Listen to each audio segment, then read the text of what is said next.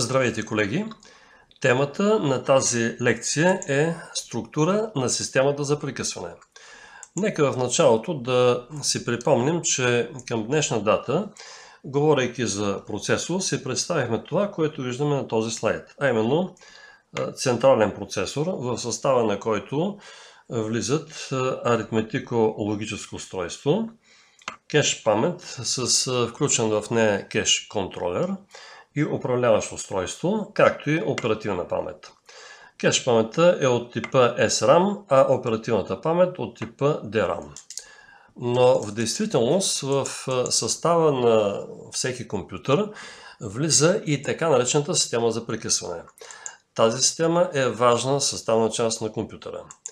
Така, например, при компютърните системи за управление може да се каже, че една от основните задачи на компютъра се свежда до селектиране и обслужване на заявки за прекъсване и че всяка изпълнявана в даден момент програма е всъщност програма за обслужване на конкретна заявка. Изключение прави само програмата за начално установяване, която се стартира веднага след включване на захранващото напрежение. Това прави ролята на система за прекъсване изключително важна, а нейното програмиране много отговорна задача. От правилното решение на тази задача зависи до голяма степен функционирането на цялата компютърна система. И така, видове заявки за прекъсване. Познаваме два вида такива заявки, а именно програмни и апаратни.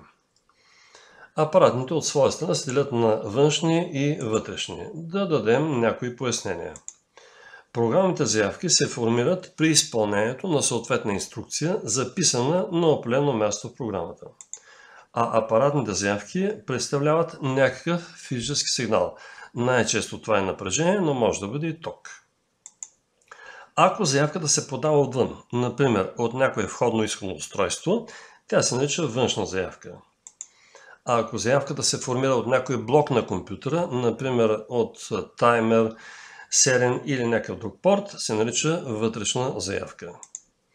Повечето апаратни заявки могат да се симулират програмно. Това става като на съответно място в програмата се запише съответна инструкция, респективно команда, при изпълнение на която в съответен разряд на регистъра на заявките, ще го видим след малко, се записва единица.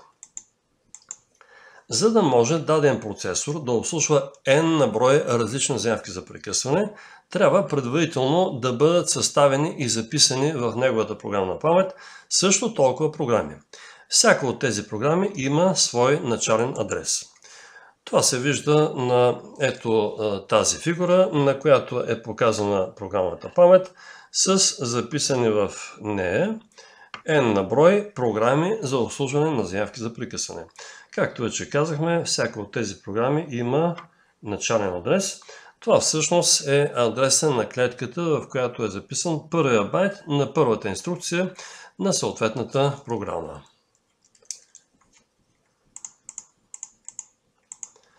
Какво е устройство на системата за прекъсване? Независимо от компютъра, независимо от процесора, в състава на тази система, на системата за прекъсване, се включват три програмно достъпни регистъра, а именно регистър на заявките, регистър на маските и регистър на приоритетите. Те се наричат програмно достъпни, защото тяхното съдържание се определя от програмиста. На тази фигура са показани каналите, по които постъпват вътрешните заявки, както и външните заявки за прекъсване. Пряко отношение към работа на система за прекъсване има и указателя на стека, който се нарича още Stack Pointer.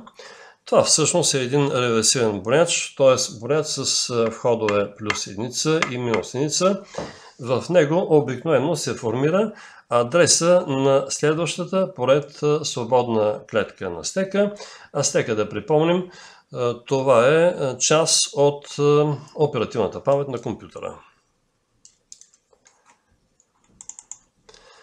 Тези три регистъра, регистъра на заявките, регистъра на маските и регистъра на приоритетите, обикновено са толкова разрядни, колкото са заявките, които процесорът трябва да обслужва.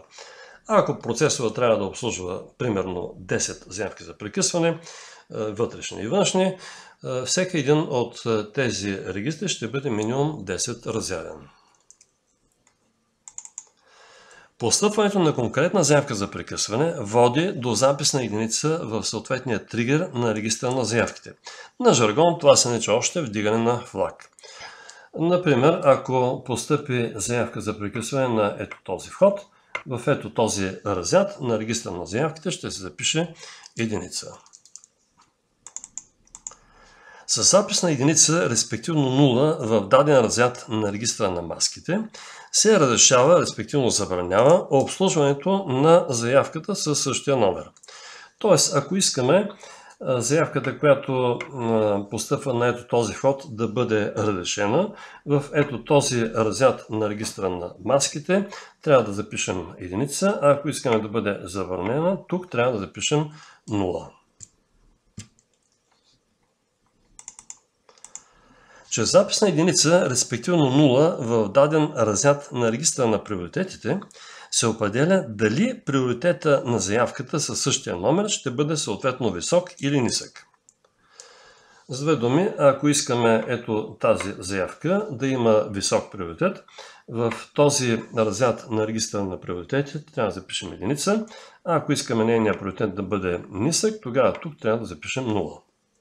Нивата на приоритет могат да бъдат и повече от 2, но тогава в регистъра на приоритетите за определяне на приоритета на дадена заявка трябва да отделим 2 и повече разряда.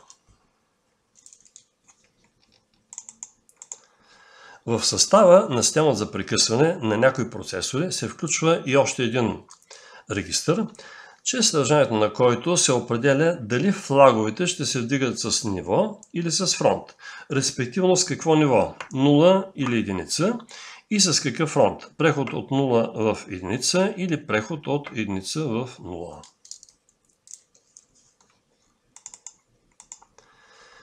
Всички програмно достъпни регистри на системата за прекъсване и най-вече регистъра на маските и регистъра на приоритетите трябва да се зареждат с определено съдържание при изпълнение на програмата за начално установяване на процесора. Този процес се нарича инициализация на системата, термин, който често ще използваме в компютърната техника. Ако в някой от разрядите на регистъра на заявките се запише програмно единица, реакцията на система за прекъсване от тук нататък ще бъде абсолютно същата, както при постъпване на апаратна заявка. И така, начин на действие на системата за прекъсване.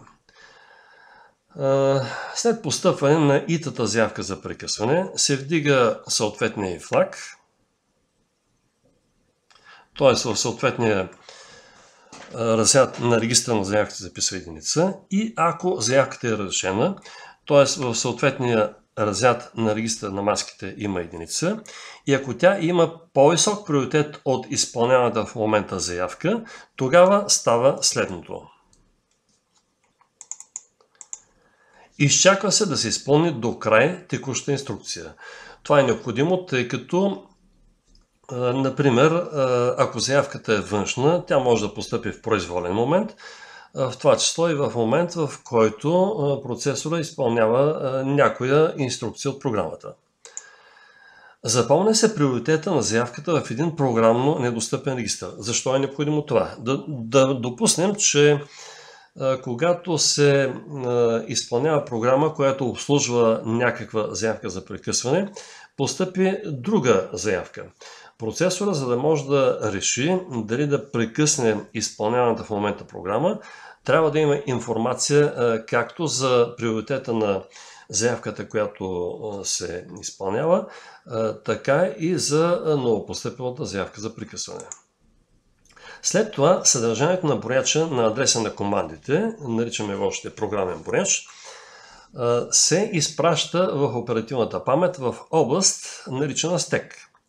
И по-точно в клетка, сочена от съдържанието на регистър, наречен указател на стека или стек поинтер.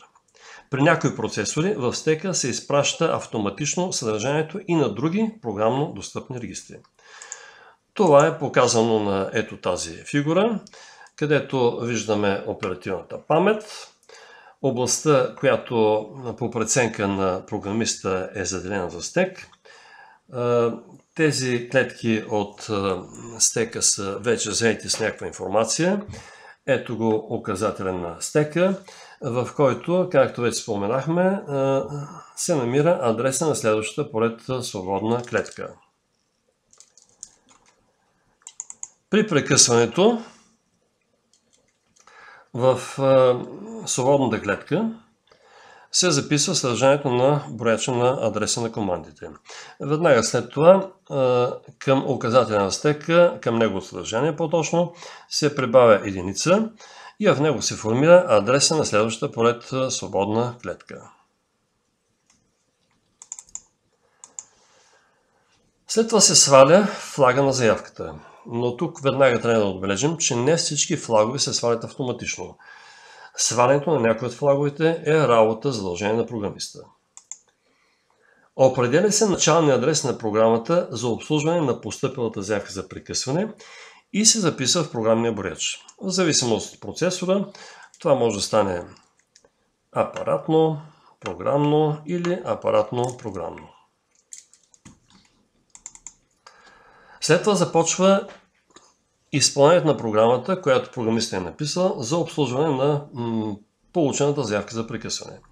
При необходимост тази програма може да прави и други неща. Например, да прехвърли в стека съдържанието и на други програмно достъпни регистри и след това да ги върне обратно. Да свали флага, ако същият не е бил нулиран автоматично, както и да зареди регистрите на маските и на приоритетите с други кодове. След като програмата се изпълни, се възстановява състоянието на процесора в момента на прекъсването, като съответната информация се прехвърля от стека в програмния брояч и в другите програмно достъпни регистри и продължава изпълнението на прекъсната програма от мястото на прекъсването ѝ. Ако по време на изпълнението на една програма, обслужваща дадена заявка за прекъсване, постъпи друга заявка, която е разрешена и има по-висок приоритет, то се извършва прекъсване на прекъсването, като се повтарят описаните по-горе действия. Броят на тези така наречени вложени прекъсвания се определя само от големината на областта на оперативната памет, заделена от програмиста за стек. А ако едновременно постъпят две и повече заявки, които са разрешени и имат еднакъв приоритет, се обслужва тази от тях, която е най-напред в вътрешното аранжиране на заявките, което се прави още при проектирането на процесора. Т.е. това е работа на неговия конструктор. И накрая една умна мисъл от мъдър човек. Диря след себе си остават само тези, които вървят по неотъпкани пътеки. Да припомним една мисъл на Стив Джобс, мисли различно. Мислейки различно, той и екипа му създават продукти, които по-настоящем се използват в цял свят. И най-накрая един академичен анекдот. Лекция по руска литература. Професора говори за Гогол. Гогол това, Гогол онова. От първия ред една блондинка упорито вдига ръка. Професор я пита: какво има, колежка? Нещо не ви ли ясно? Господин професор, много се извинявам, но не се казва Гогол, а Google. Благодаря ви за вниманието, колеги. Ако имате нужда от консултация, заповядайте в корпус 17, етаж 2, кабинет 2 или се обадете по скайпа.